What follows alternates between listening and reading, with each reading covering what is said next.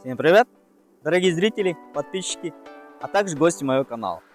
Через день-два наш виноград будет цвести, значит пришло время провести профилактическую обработку.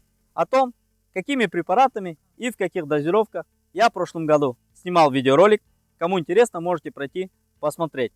В сегодняшнем видеоролике я хочу коснуться химических обработок в целом, так как в последнее время поступает очень много сообщений, очень много вопросов, и я на данную тему решил снять видео.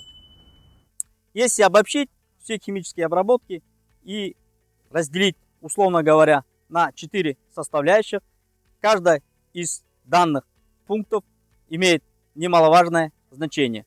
Игнорируя один из или не соблюдая один из пунктов, вы не можете рассчитывать на эффект от данных обработок и на хороший результат.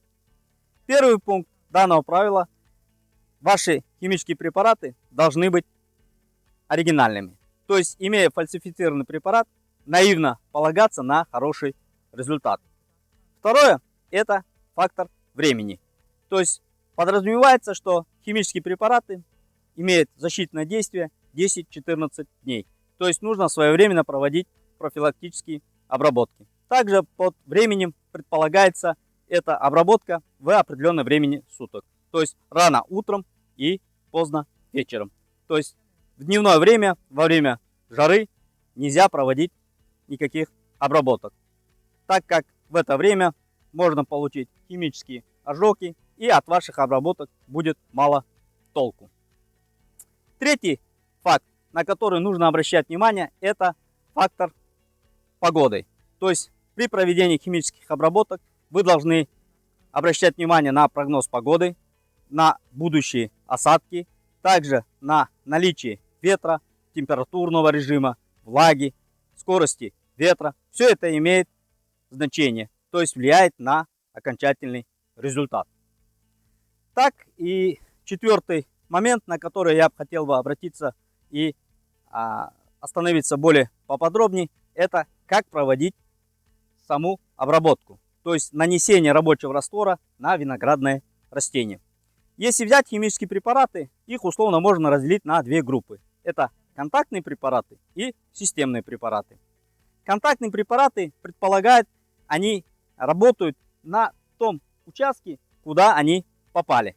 То есть в целом, если вы контактным препаратом провели некачественную обработку и ваш препарат не попал на нижнюю сторону листа или же на соцветие, то есть они не будут эффективными. То есть они работают там, куда попали. То есть нужно проводить тщательную обработку контактными препаратами. Системными препаратами наивно некоторые полагают, что так как системные препараты предполагают, что они, попадая внутрь виноградного растения, она действует полностью внутри всего виноградного растения. В целом это правильно, но есть некоторые нюансы. Так как при проведении системными препаратами вы должны использовать максимальную площадь соприкосновения с данным рабочим раствором. Так как, не используя всю поверхность виноградного растения, вы будете при проведении данных обработок менее эффективными. И также мы знаем, что виноградный лист сверху покрыт восковым налетом, который не только воспрепятствует испарению влаги, но также препятствует проникновению рабочего раствора внутрь виноградного растения. Также при проведении системными препаратами предполагается, что для проникновения рабочего раствора внутрь виноградного растения препарат должен находиться в виде капель определенное время. Зная все эти факторы, я обработку системными препаратами провожу максимально поздно вечером. Так в это время создаются наиболее благоприятные условия. Пользуйтесь и используйте все эти факторы, чтобы получить максимальный эффект от химических обработок. Всем пока, до новых видео.